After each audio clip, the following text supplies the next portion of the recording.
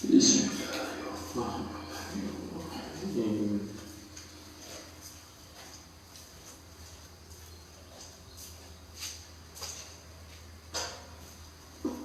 Alhamdulillahi rabbil alamin.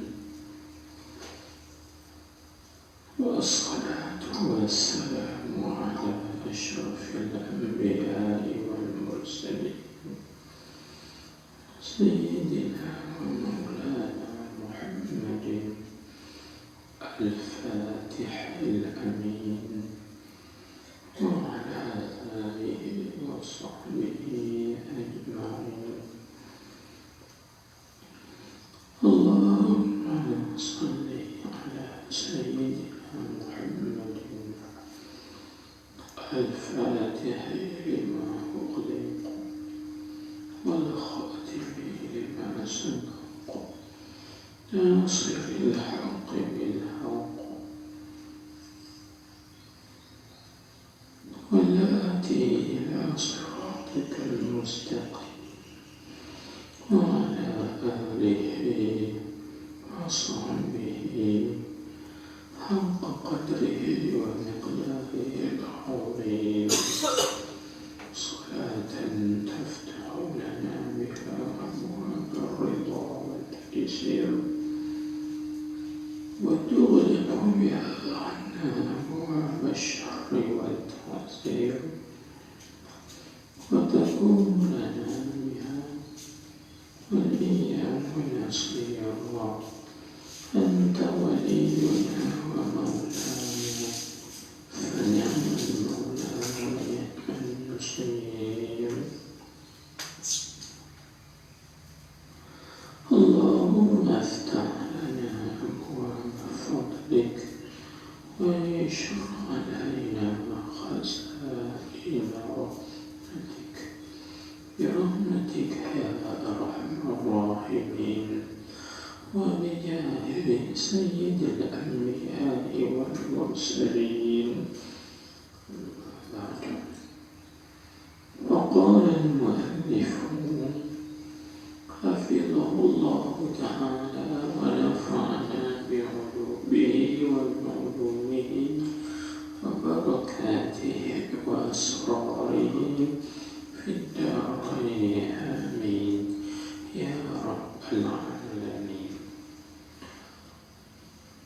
وأسرى به ليلا من المسجد الحرام إلى المسجد الأقصى فأعظم ذلك فخرا. Sambung balik kemarin bagi sahamnya. Tengok disebut. Dia kata dan telah menjalankan kitab al-bidayah wa nihayah.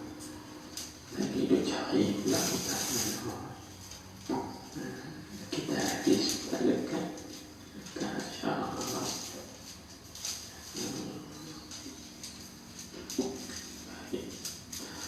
Jadi disebut dan telah menjalani itu atau mana atau pada kata telah mengangkat. Jadi kita takdirnya artinya segala puji itu bagi Allah yang telah mengangkat dan telah menjalankan. Dan yang telah menjalankan ya Allah akannya, yakni akan Nabi kita Muhammad sallallahu alaihi wasallam menjalan pada waktu malam, bukan pada waktu siang. Tadi kita pelajari beberapa perkara penting kan.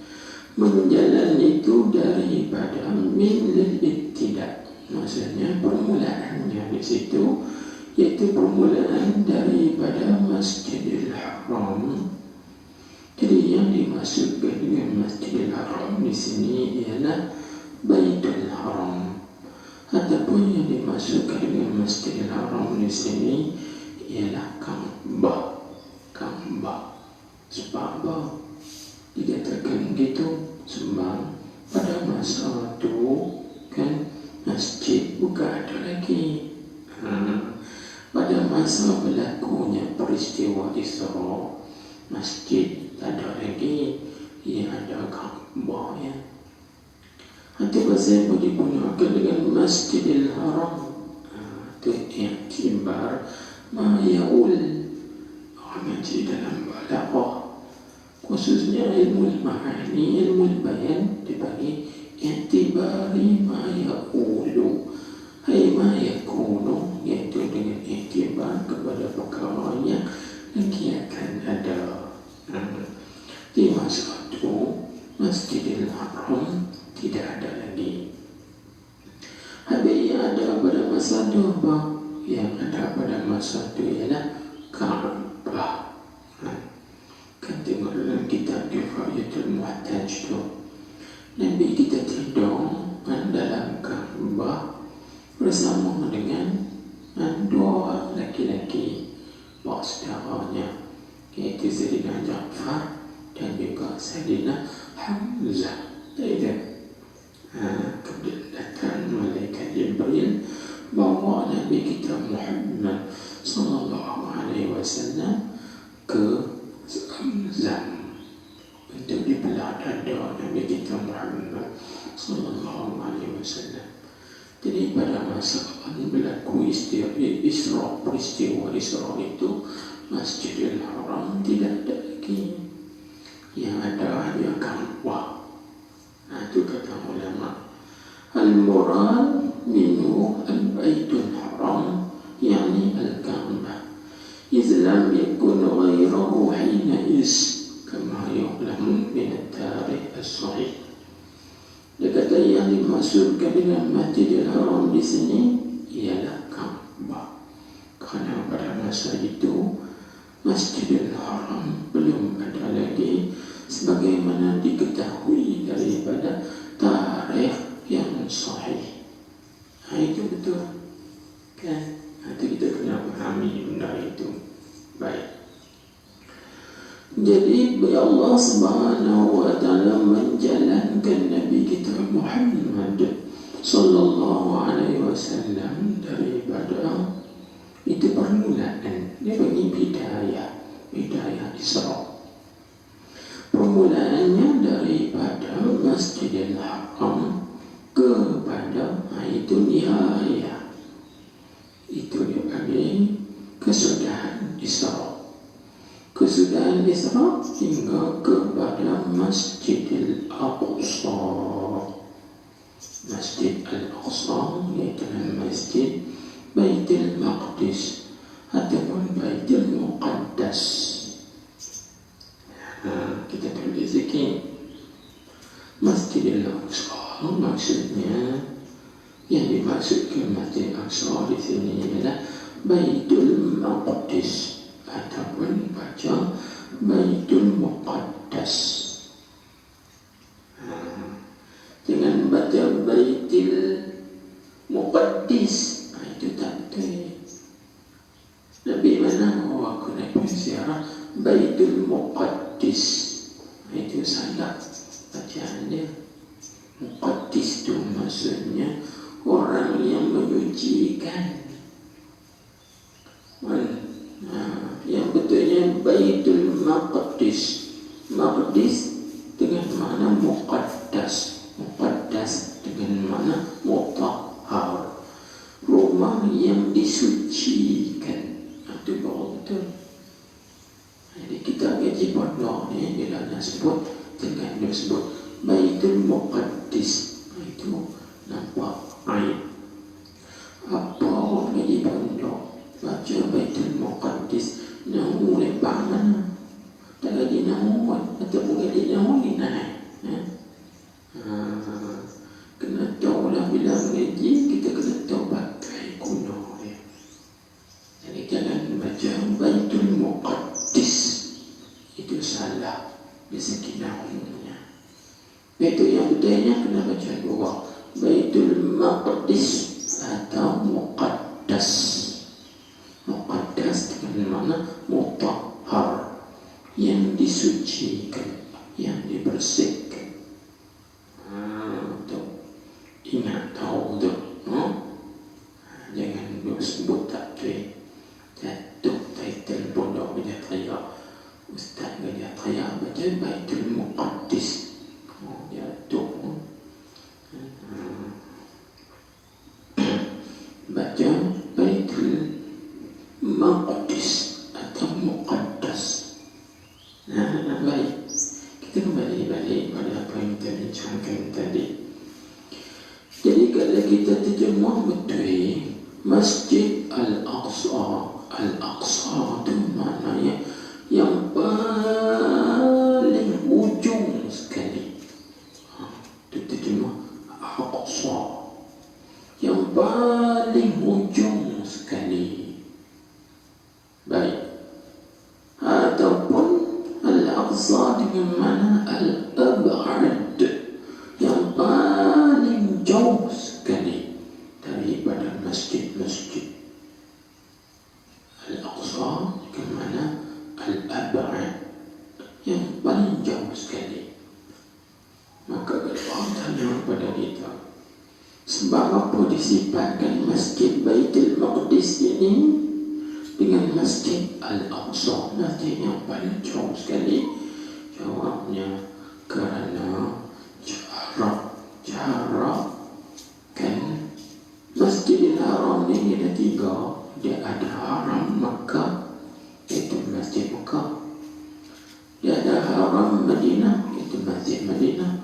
Satu lagi dia panggil Haram, orang panggil Palestin, iaitu Masjid Al-Aqsa. Jadi masjid yang sebab boleh katakan Aqsa yang paling jauh, sebab dia lah yang paling jauh sekali daripada 3 masjid ini. Masjid mana? Masjid Makkah, Masjid Madinah dan juga Masjid Al-Aqsa. Dia paling jauh sekali. Kan dia paling jauh. Sebab apa kata paling jauh? Dia di ujung sekali. Iaitu mana? Perjalanan dia. Kalau daripada Mekah nak pergi ke Madinah, perjalanan dia kalau naik unta, dia lebih kurang 7 hari ya. Yang unta lah. Unta atau nak kantai tu, dia panggil perjalanannya 7 hari. Ini seperti mana yang kita dapat maklumat ketika pergi ziarah bagi Sayyid Abbas Al-Maliki, iaitu abang bagi Sayyid Muhammad Alawi Al-Maliki di Rushaifah di Mekah. Dan kita pergi ziarah dia cerita, kata dia nak cuba tengok macam Rasulullah pergi daripada Mekah, sahabat daripada Mekah pergi ke Madinah tu berapa hari naik unta. Dia kata dia test dia naik unta daripada Mekah, dia pergi ke Madinah 7 hari baru sampai. Kita hari ni nak baik daripada Mekah pergi Madinah lebih kurang 7 jam atau 8 jam. Itu yang baik. Dan cuma kalau naik taksi dia lebih kurang 4 jam setengah 5 jam gitu lah sampai di Mekah. Sampai di Madinah kan.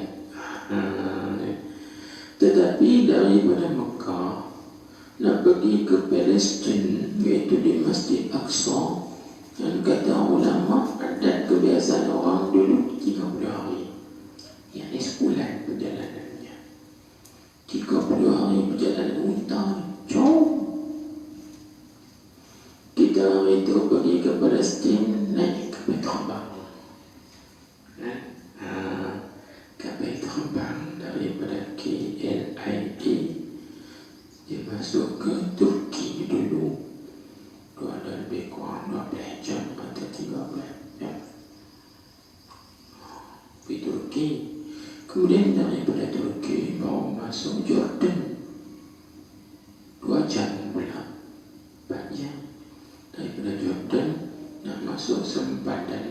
Palestin nak masuk ke Jordan, sebab ke Jordan lah yang boleh masuk pun. Dan itu pun daripada Jordan nak masuk ke sempadan itu pun makan masa 3-4 jam juga. Sebab dia dua cara yang nak masuk Palestin ni, ke Jordan atau ke Israel. Kalau yang tadi masuk, sebab Jordan sempadan dengan Israel, Tel Aviv. Dua jalan dia, Jordan dengan orang panggil Israel yang bersebelahan. Ataupun jawab boleh masuk Tel Aviv tu mau main ke Palestin jauh, Tel Aviv ni jauh. Tel Aviv tu bahasa Israel, bahasa kita panggil Highland, bahasa Inggeris panggil Highland, Genting Highland. Apa makna Highland? Land tu tanah, High tu tinggi, tanah tinggi. Tel Aviv tu bahasa Israel, bahasa kita panggil tanah tinggi. Kan? Panggil Tel Aviv tu tanah tinggi. Sebab kawasan dia memang kawasan dia tinggi-tinggi, bukit-bukit tinggi. Tu panggil Tel Aviv. Dia cerita. Jadi kedebak kira habis kota kuat ni jam lebih kurang dekat 15 jam juga mau boleh sampai dekat Palestin.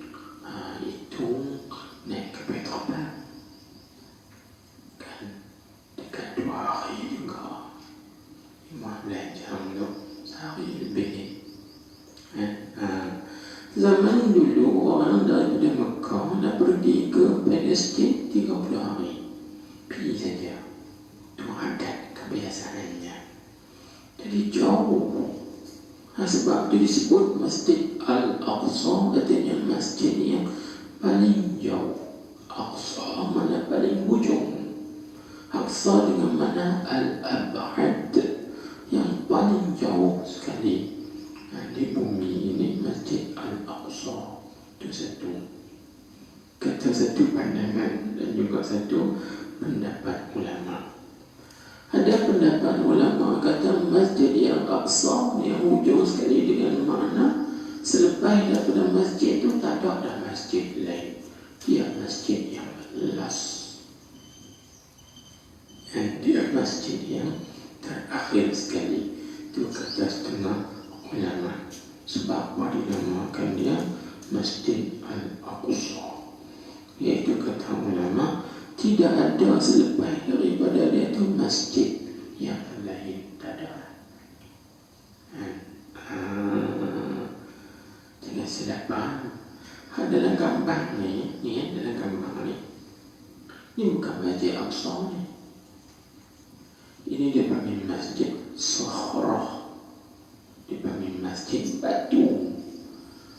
Dalam masjid ni ada Sakhrah, ada batu besar yang Nabi kita Muhammad SAW nak mi'raj, naik ke atas langit tu, batu tu nak ikut sekali nak naik.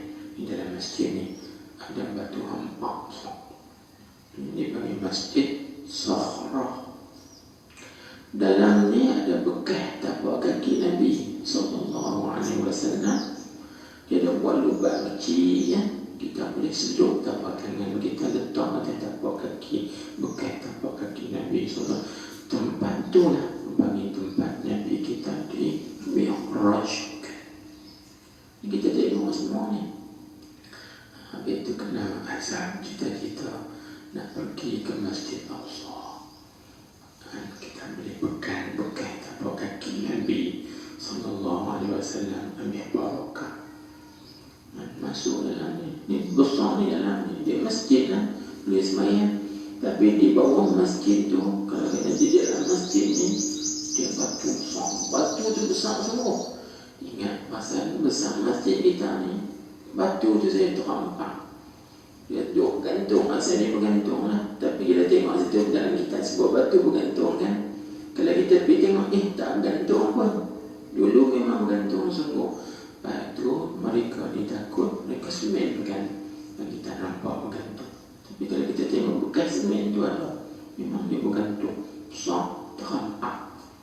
Besar dia tu kata orang yang jaga situ, kalau kita semayang di atasnya satu sok, kalau tak silap ingatlah dia sebut 24 orang. Lebih kurang ni sok kita ni 24 orang boleh berdiri rapat-rapat satu sok dan batu terampak, bukan batu bulat, terampak gitu. Ini bukan besar. Di depan dia ni baru dipanggil Masjid Aqsa. Ini Masjid Sakhrah namanya. Jadi silap faham. Kita ni lah Masjid Aqsa. Ini Masjid Sakhrah. Masjid Aqsa di depan dia. Di depan ni kalau kita masuk ke pintu gerbang dia, kita akan jumpa masjid ni dulu. Lepas masjid tu depannya jauh sikit kan, lebih kurang dekat. Lebih kurang sini ke sana juga. Sini ke jalan luar jauh juga, lebih kurang 300 meter juga. Baru sampai ke Masjid Al-Aqsa. Itu masjid yang original. Lepas tu di Masjid Al-Aqsa tu dia ada bawah dia 3 tingkat.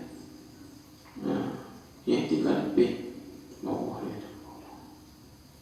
3 lebih lagi sampai kita jalan sampai tempat paling bawah sekali. Tempat paling bawah tu lah dulu masa Israel memerintah. Dia jadikan tempat tu sebagai tempat kandang kuda. Dia tepuk tiang masjid tu ikat kuda. Bekas tepuk tu masih ada lagi sampai ke hari ini. Lepas tu ada satu tempat yang buat Israel korek masjid tu sampai ke hari ini masih ada lagi. Lepas tu kita masuk Matahaf ni bahasa kita panggil Museum Aqsa. Tepi masjid tu ada Matahaf ni. Dia ada museum dia. Museum tu dia bukan buka selalu. Nasib hari itu kita pergi memang ada rezeki dia buka. Dia masuk. Orang yang bawa dia kata selama kami duduk main ini, dia kata tak buka. Tak buka masjid masuk. Tengok khazanah peninggalan lama dalam Masjid Al-Aqsa kan. Jam dia macam-macam khazanah situ. Lepas tu dia ada satu lagi tepi itu dipanggil Masjid Burak. Masjid Burak tu iaitu tempat Nabi kita tambat Burak. Dipanggil Masjid Burak. Itu pun tak boleh masuk juga. Kita boleh tengok di luar saja. Tapi hari kita pergi itu alhamdulillah rezeki boleh turun sampai di bawah. Dia ada satu besi tempat Nabi kita cucuk tambah borok. Alhamdulillah boleh turun masuk. Bukan mesti ambil barokah. Rezeki, kata rezeki. Orang pergi dia kata kami duk minta penuh boleh masuk. Tapi mai kali ni alhamdulillah boleh masuk rezeki kita. Boleh masuk. Kita pergi sekali alhamdulillah boleh masuk. Kita nak pergi lagi insya-Allah. Baik, kita sambung balik tadi cerita Masjid Aqsa kan, masjid yang hujung sekali. Baik. Jadi kalau disoal kenapa Mi'raj itu berlaku di Masjid Aqsa, tidak masjid yang lain, Masjid Mekah ke? Awak tak Mi'raj terus daripada Mekah naik sampai ke langit ataupun daripada Mekah ke Madinah, kemudian Mi'raj daripada Madinah naik ke langit terus. Ini tak sampai ke Masjid Al-Aqsa. Tiada sebabnya.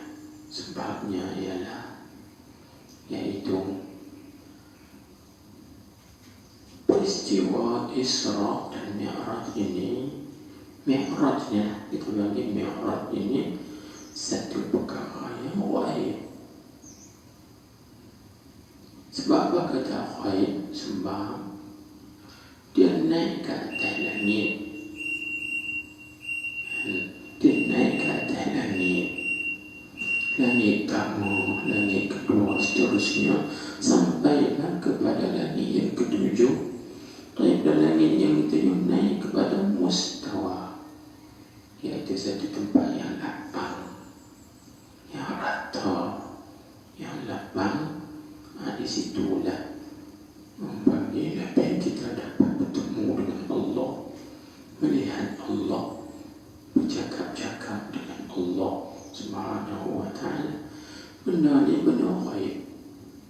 Jika Nabi kita balik cerita dekat orang-orang musyrikin Mekah, mereka kata, kami tak percaya sebab kami tak tengok dengan mata.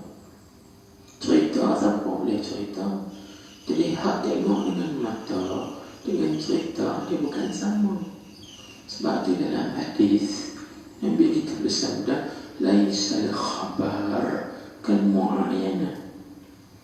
Bukanlah cerita itu seperti tengok dengan mata kepala sendiri. Laisal khabaru kal mu'ayanah. Hadis sahih riwayat Imam Jalaluddin As-Suyuti dalam kitab Al-Jami' As-Sahih. Kita tajsid, kita nak baca lah. Laisal khabar kal mu'ayanati. Bukanlah cerita itu seperti mana tengok dengan mata kepala sendiri. Kita percaya. Jadi bila Nabi kita dibawa ke Masjidil Aqsa, ini dipanggil hissi, benda yang pernah tengok dengan panca indera. Sebab orang-orang dulu mereka pernah pergi ke Masjid Al-Aqsa. Sebab tu bila Nabi kita turun daripada Mi'raj balik ke Mekah, orang Mekah tanya, cuba abang, kalau betul-betul engkau Muhammad pergi ke Masjid Al-Aqsa, cuba abang, Masjid Al-Aqsa ada berapa tiang? Sebab dia bagi apa? Nabi abang satu-satu. Betul apa yang Nabi abang? Maknanya kan peristiwa Isra ini nak menolak di atas ingkarnya orang musyrikin Mekah terhadap Nabi. Jadi bila abang benar yang nyata, benar yang boleh logik dengan mata kepala, dia boleh terima. Maka demikian di situ kita kena belajar. Apa yang perlu kita belajar? Orang yang mengingkari kita, orang yang berlawan hujah dengan kita kena lawan kadang-kadang hujah kita dengan logik akal. Faham tak? Kalau tak logik, dia pun tak akan terima. Kan? Contohnya kita kata, semua amalan berajat kepada niat. Kalau tak niat tak boleh. Dia kata tak mesti semua berajat kepada niat. Kan? Kita niat semayang, kita semayang lah. No. Pakai niat saja lah. Semayang pakai niat saja. Silakan. Semayang pakai niat saja. Tak payah semayang. Aku niat aku semayang lah. Tak payah semayang, buat semayang. Maka kita lawan balik nak tolak dengan benda ni. Kemana? Okey. Kita hidang depan dia makan yang sudah sedap sekali. Dia nak ambil, jangan ambil. Niat sudah. Niat makan sudah. Tak salah makan. Benda tu bagi benda yang wajib. Mana niat satu benda yang suku, buat satu benda yang suku. Maka orang hari ini mereka guna logik akal. Bila benda yang logik akal nak tolak mereka, mesti dengan yang logik akal. Sebab kalau kita semata-mata tolak dengan dalil Al-Quran, dalil hadis, mungkin mereka tidak menerima. Tapi kita kena tolak mereka, hujah mereka, patahkan, matikan hujah mereka dengan benda yang logik pada akal. Seperti mana Nabi kita ditanya, Muhammad, kalau engkau betul pergi ke Masjid Aqsa, cuba abang Dalam Masjid Al-Aqsa ni ada berapa tiang, ada berapa pintu sekian. Nabi hebat. Satu. Oh, betul. Mana pi sungguh lah tu. Gitu. Ini perlu kita pelajari. Baik, kita kembali balik pada masalah tadi, iaitu Masjid Aqsa. Sebab apa nama Masjid Aqsa? Iaitu masjid yang paling jauh sekali. Satu. Yang kedua, tidak ada selepas daripada Masjid Aqsa ni masjid yang lain. Baik, jika ditanya lagi, kenapa Mi'raj itu berlaku di Masjid Aqsa? Kata ulama, kerana Masjid Aqsa itu dia berbetulan dengan pintu langit pertama. Langit ni dia ada pintu dia. Nak naik, nak masuk, bukan boleh sembarangan, kan?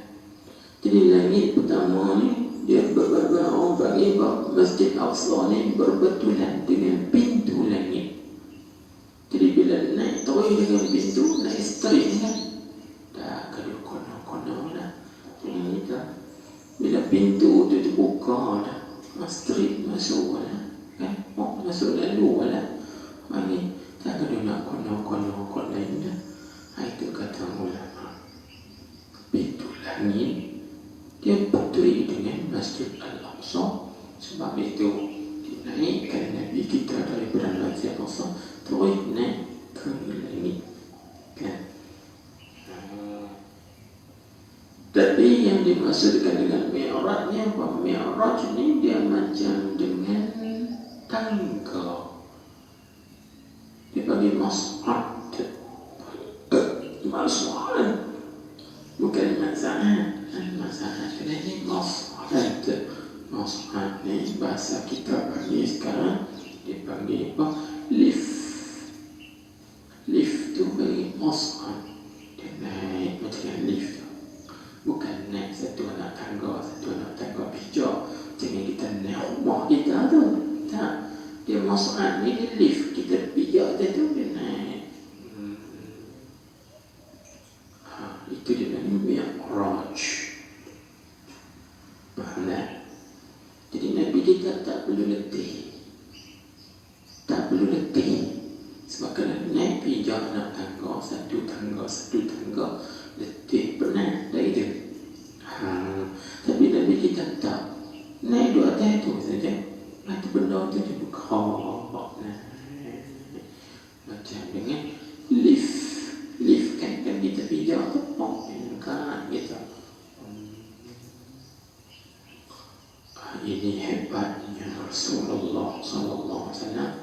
Di situ juga memperlihatkan kepada kita kekuasaan Allah, keagungan Allah, kebesaran Allah Subhanahu wa ta'ala. Baik, habis. Lepas itu tengok pula kita nak bincang sedikit, kan? Jadi di dalam ni disebut lailan, pada waktu malam. Jadi kalau orang tanya kita, apa rahsia? Apa sebab disebut pada waktu malam? Sedangkan Isra' itu memang dia menunjukkan berjalan malam. Kalau kita ngaji bahasa, perkataan asra yusri isra', kan? Maknanya memperjalankan memang khusus. Itu pada waktu malam. Sebab jalan pada waktu siang, dia tak bagi Isra', kan? Jalan pada waktu malam, dia baru dipanggil Isra'. Jadi perkataan Isra' tu sudah cukup dah menggambarkan kita, Nabi kita Isra' pada waktu malam. Tapi apa faedah disebut lailan? Nak cari rahsia dia. Sedangkan kalau tak sebut Subhanalladzi asra bi'abdihi minal masjidil haram, tak payah dah sebut lailan minal masjidil haram. Saya sebut lailan sebab perkataan asra yusri isra itu membawa maksud berjalan malam. Sebab perkataan asra Yusri Isra, dia tidak digunakan untuk berjalan waktu siang. Dia tak guna waktu. Tapi perkataan Asra, Yusri Isra memang khusus digunakan untuk perjalanan malam. Dia orang ngaji bahasa. Habis tu cukuplah dengan sebut Subhanalladzi asra bi'abdihi minal masjidil haram. Tak payah dia sebut lailan, kan? Tapi apa rahsia? Ini kita nak faham. Apa rahsia disebut malam? Jawabnya, kalau kita ngaji lailan dipanggil daraf zaman. Daraf dia ada dua ngaji bahasa Arab. Daraf ada seorang makan atau daraf zaman. Maka lailan itu dipanggil daraf zaman. Daraf ini maksudnya kandungan masa, kan? Dan lailan itu pula disebut dengan nakirah. Dia tak sebut dengan ma'rifah. Dia tak kata gini, Subhanalladzi asra bi'abdihi fil laili. Dia tak sebut dengan nakirah. Tapi dia tak sebut dengan ma'rifah. Tapi dia sebut lailan dengan nakirah. Nak cerita kata apa? Nak cerita kata perjalanan malam itu singkat masa dia, sikit yang masa dia. Gitu. Kan? Bukan sampai semalaman, tapi satu juzuk daripada malam. Dengan mana sedikit saja masa dia. Sehingga disebut oleh Al-Imam Al-Allamah As-Sawi, perjalanan Nabi kita daripada Mekah ke Palestin, kemudian daripada Palestin Mi'raj, naik sampai ke langit 7. Sampai di atas sana, Nabi kita turun balik ke Palestin. Kemudian Nabi kita balik daripada Palestin sampai ke Mekah. Tahu berapa lama? 4 jam sahaja. Disebut oleh ulama pada 4 jam sahaja. Sedangkan orang dulu daripada Mekah pergi ke Palestin 30 hari, sebulan. Kalau sehari 24 jam, 24 kali 30 berapa? Apa jam? 24 kali 30. Apa? Kekelik kan? Kita otak kita pun tak apa sentar. Kekelik kan? Apa jam?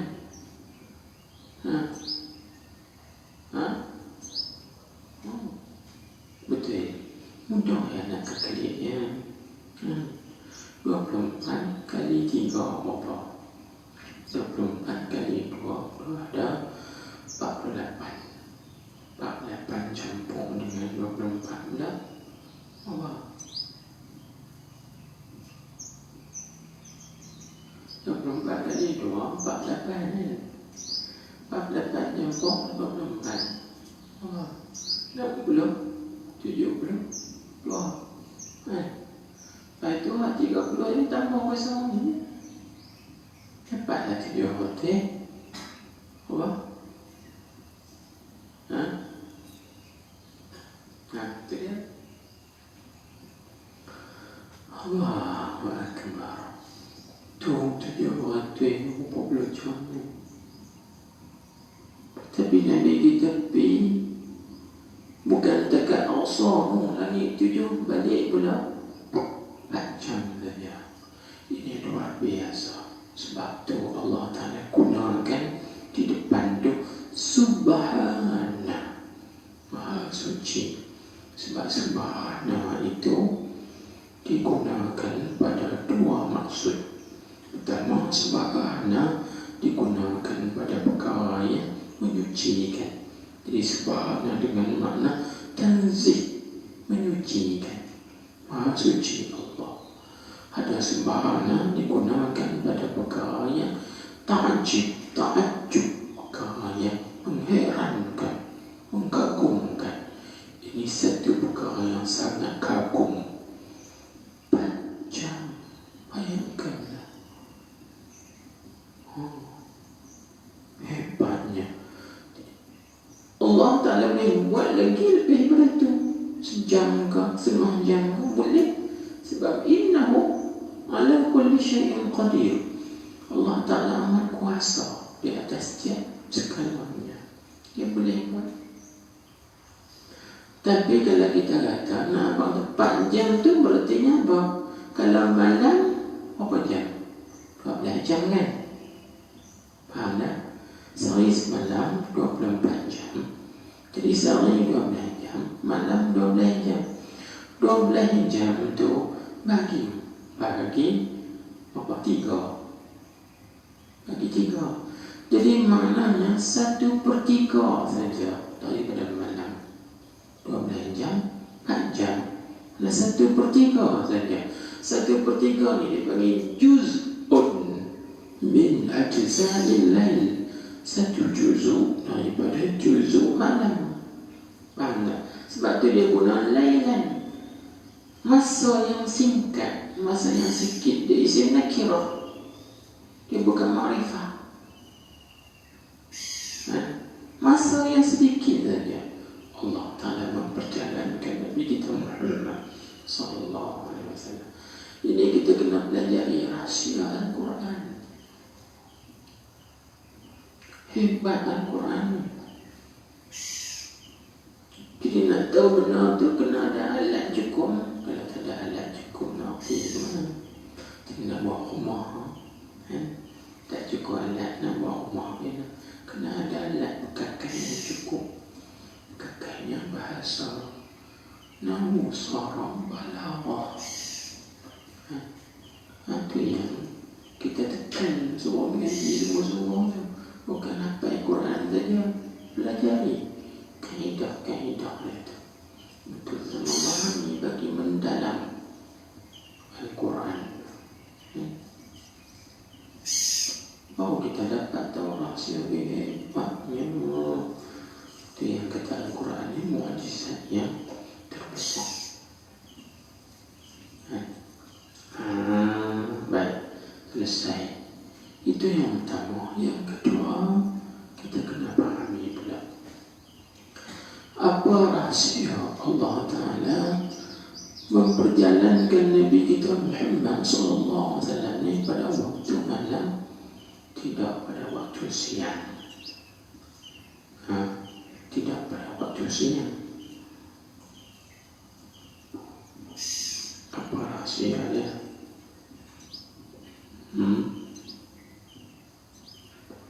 Nabi kita ini diperjalankan pada waktu malam, tidak pada waktu siang. Jawabnya kita ambil seringkai. Banyak maklumat yang kita nak sampaikan. Jawabnya ialah kerana waktu malam itu dia panggil waktu khalwat dan juga waktu ikhtisas. Dan juga waktu khusus bagi orang yang duduk dengan raja-raja.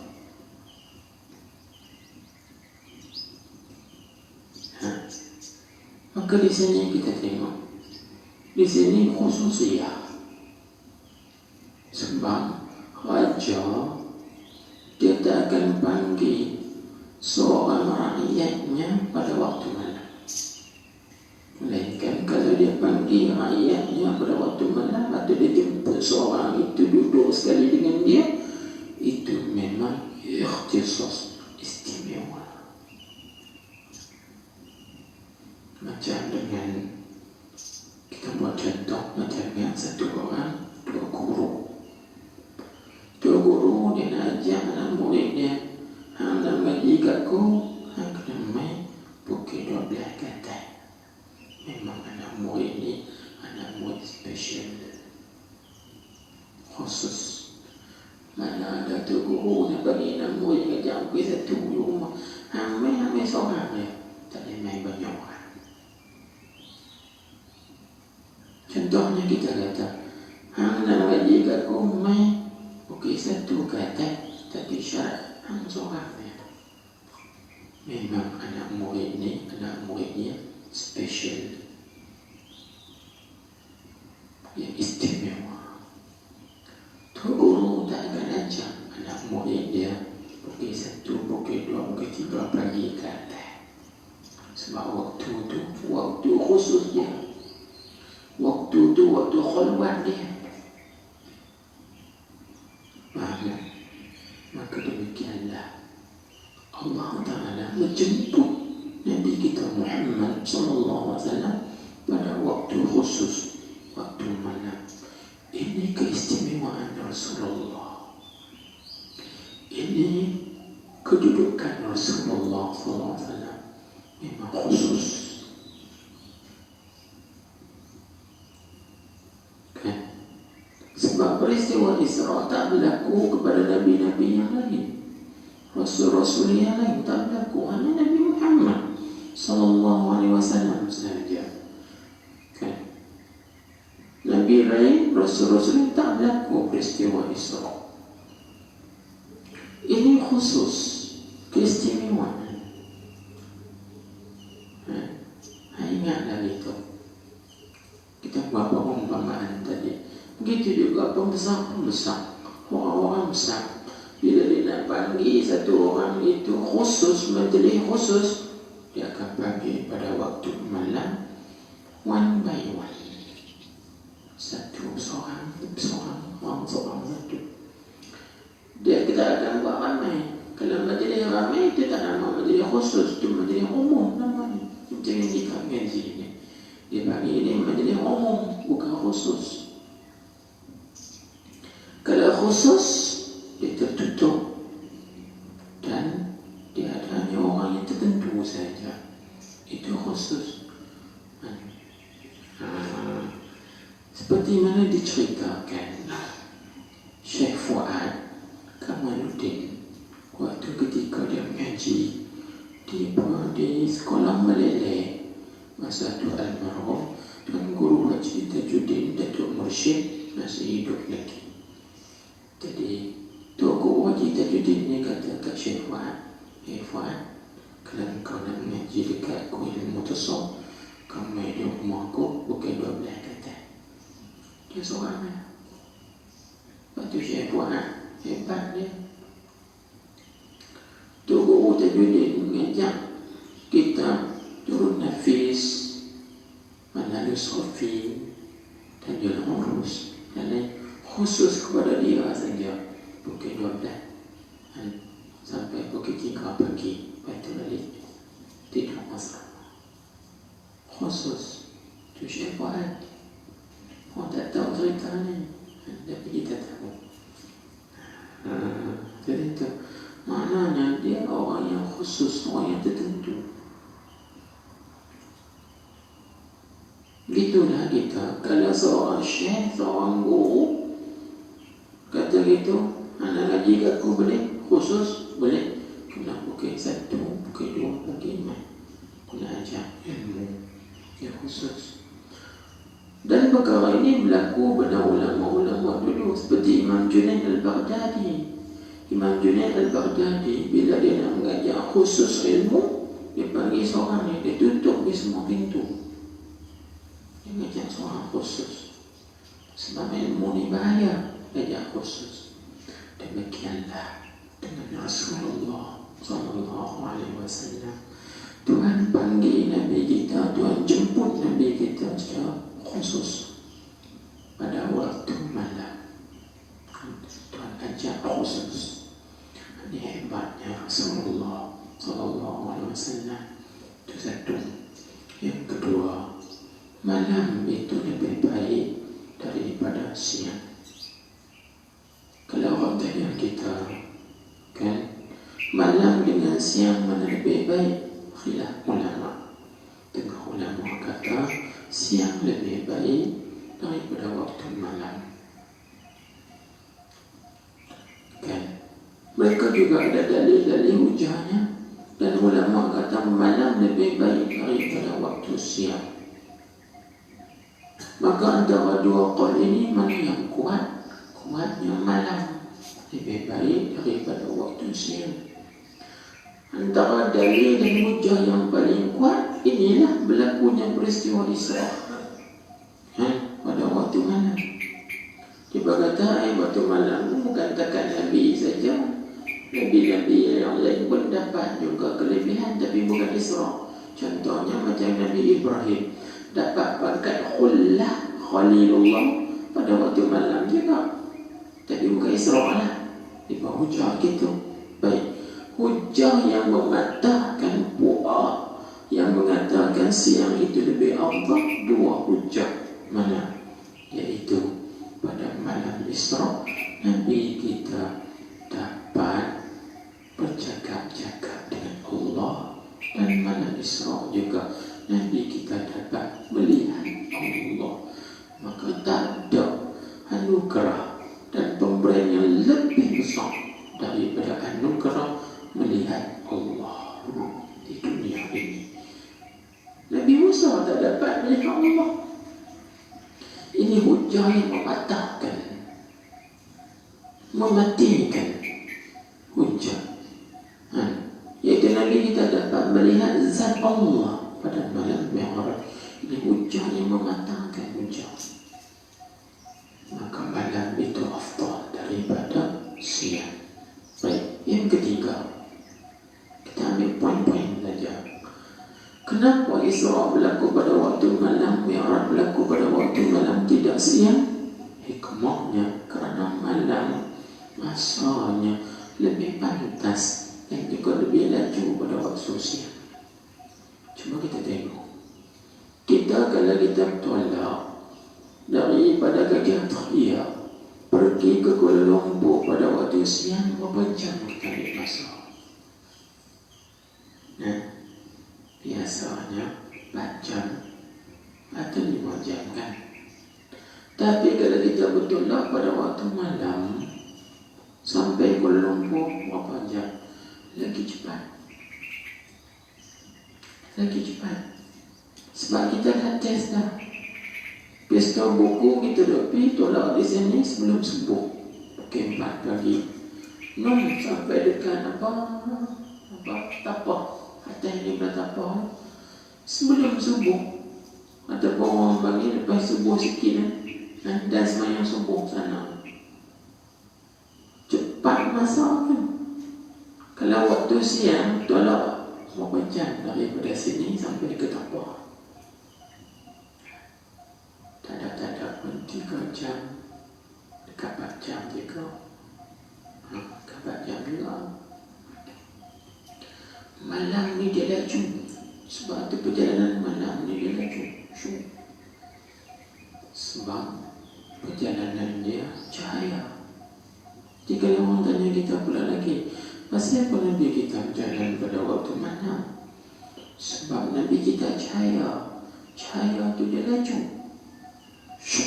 Sampai straight. Ini antara rahsia-rahsia. Banyak lagi rahsia-rahsia yang lain. Kalau kita nak korek, cukup lah. Itu kena gaji khusus pula. Pukul 1 pagi. Rahsia-rahsia tu banyak lagi rahsia-rahsia. Cukup memadai bagi begitu kan? Nabi kita itu siraj. Nabi kita itu lampu, cahaya. Cahaya ni dia laju. Syok. Lebih lagi pada waktu malam, lagi dia laju. Kalau cahaya pada waktu siang, dia tak laju sangat. Dia sangkut sebab dia ada cahaya-cahaya yang lain. Tapi pada waktu malam, dia tidak ada cahaya. Dia lagi laju. Syok. Baik. Cuba kita tengok kilat. Ada kilat berlaku pada waktu siang. Cahaya kilat. Dia biasanya kilat, dia akan menyembak pada waktu dia agak gelap dan mendung. Cuma bila hujan turun dia mendung, lajunya cahaya siap bateri. Tengah bila kilat panas pokok kayu kan bunyi perang, sambungan perang di sini patah, patah cepat lajunya. Nabi kita nur cahaya, laju cahaya ni laju, syok. Allahu Akbar. Inilah antara rahsia-rahsia dan juga faedah hikmah Nabi kita Muhammad SAW itu diisrakan pada waktu malam. Baik, kita tengok sambung. Sebab dia kata sini fa'azim zalika fakhra, maka besarkanlah yang demikian itu, demikian Isra Nabi kita itu, besarkan sebagai satu kebanggaan, itu satu kemegahan bagi kita umat Islam, khususnya pengikut Nabi Muhammad SAW, para pecinta Nabi Muhammad SAW. Kita kena jadikan ini satu kebanggaan. Hebat kan? Mana ada tak ada benda ni berlaku kepada yang lain. Pada Nabi kita saja. Nabi kita tu bukan Nabi orang, Nabi kita. Yang sebut kan, tu siapa tu? Orang kampung kita tu. Macam tu lah. Bahasa kita. Kita rasa megah lah. Bila orang kampung kita jadi menteri, itu siapa yang menteri? Bukan orang lain, kata orang kampung kita. Kampung tu megah, tak tengok anak bangga. Sebab ada orang dalam kampung tu dia akan menjadi menteri, wakil rakyat contoh. Siapa dia tu jadi wakil rakyat? Nah, bukan orang lain, orang kampung kita. Dia sebenarnya rumah kita. Itu kebanggaan dia bagi. Kebanggaan. Rasa bangga, megah. Demikianlah tersebut. Kita kena rasa megah, rasa bangga. Nabi kita ni bukan Nabi lain. Yang diisrakan oleh Allah Ta'ala ni, Nabi kita ni, Nabi kita. Enggak kita. Itu bahasa. Maka kita tengok lagi. Wa qaddamahu Jibrilu alaihi salam fasalla bil anbiya'i wal mursalin liyu'lima bihi, liyu'lima. Ya, saya pada perkataan a'lama yu'limu, dengan mana nak memberitahu. Jangan baca liya'lama. Kalau baca liya'lama nak tahu. Dia buat gitu. Itu hijau itu semacam ya'in lam mim. Boleh baca ya'lama. Kalau ya'lama mana nak tahu. Dia baca yu'lima daripada perkataan a'lama yu'limu. I'lam, mana nak memberitahu. Dia tak sama nak tahu dengan nak beritahu. Itu bakhir itu kena dikira. Liyu'lima bihi annahu al-imamul a'zam wa annahu bidhalika al-maqami ahra. Dia kata apa? Dan telah mendahulukan akan Nabi kita Muhammad sallallahu alaihi wasallam, mendahulu oleh Jibril alaihi salam, mendahulu menjadi imam. Baca dulu selagi kita urai. Maka semayang ia Nabi menjadi imam bagi para nabi-nabi dan rasul-rasul alaihi wassalam. Jadi apa hikmah? Malaikat Jibril mendahulukan Nabi kita menjadi imam kerana keilat Nabi kata mendahulu. Mendahulu tu kerana hendak memberitahu ia Jibril bahawa Nabi Muhammad sallallahu alaihi wasallam itu imam yang paling agung, dan bahawa doa pada kata bahawa Nabi tadi. Jadi yang kedua nak bagi tahu pula bahawa Nabi Muhammad SAW itu yang paling layak dengan maqam itu. Maqam mana? Maqam imam yang paling agung, maqam al-imamul a'zam. Maqam itu, maqam dari imam. Dia ceritanya lagu mana? Ceritanya ringkasnya begini. Bila Nabi kita Muhammad sallallahu alaihi wasallam dibawa jalan daripada Masjidil Haram sehinggalah sampai ke Masjid Aqsa. Di situ berhimpun ke semua arwah Nabi-Nabi dan Rasul-Rasul. Bila bakal berhimpun di situ, mereka nak sembahyang 2 rakaat. Kata setengah ulama, rakaat itu rakaat sunat. Ada kata rakaat itu rakaat fardu. Ada khilaf, itu panjang perbahasan. Dan kata setengah ulama, sembahyang itu berlaku sebelum Nabi kita Mi'raj. Dan kata setengah ulama, sembahyang itu berlaku selepas daripada Nabi kita Mi'raj. Dengan mana? Selepas daripada Nabi kita turun daripada langit 7 sampai ke Masjid Aqsa, kan? Baru Nabi kita sembahyang. Tapi kau tu katanya tak kuat. Kau yang kuatnya katanya iaitu sebelum Nabi kita nak di Mi'rajkan, maka Nabi kita sembahyang 2 rakaat di situ. Sembahyang 2 rakaat.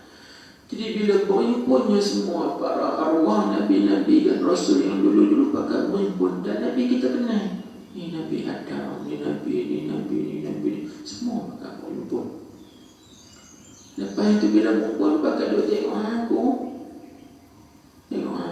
siapa nak jadi imam ni? Ya. Di situ malaikat Jibril ambil Nabi kita Muhammad sallallahu alaihi wasallam tak di depan jadi imam.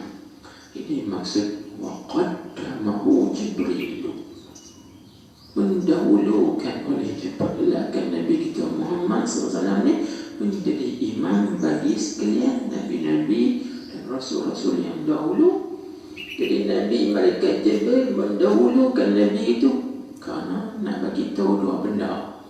Pertama, nak bagi tahu kata Nabi kita Muhammad sallallahu alaihi wasallam ini imam yang teragung, paling agung. Annahu al-imamul a'zam.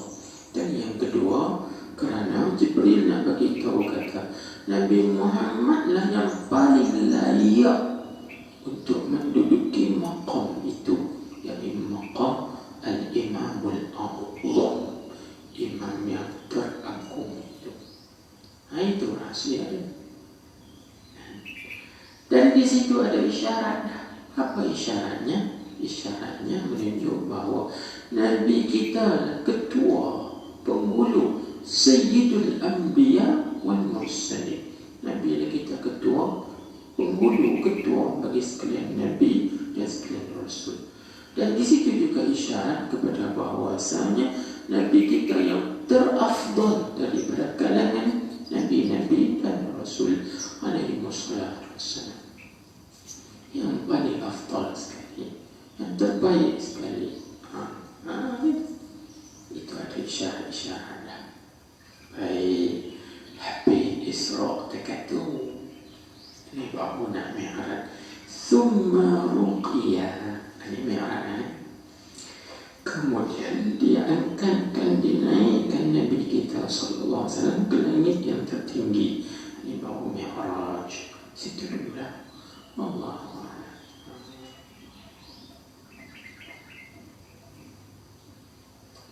Ya. Bismillahirrahmanirrahim. Alhamdulillahi rabbil alamin. Wassallallahu wasallam alaihi. Allahumma aftah alaina hikmataka wa anshur alaina rahmataka ya arhamar rahimin. Allahumma hdina wa saddidna. Allahumma inna nastawdi'uka ma 'allamtana farji'hu ilaina inna إليه.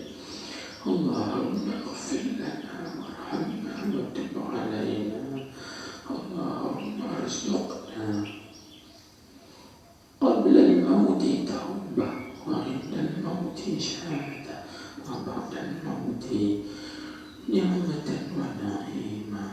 اللهم بارك لنا في رجب وشعبان ورمضان، وبلغنا رمضان كما بلغتنا رجب. اللهم اجعل جمعنا هذا جمع مرحوما مشكورا، وتفرقنا من بعده تفرقا معصوما مغفورا.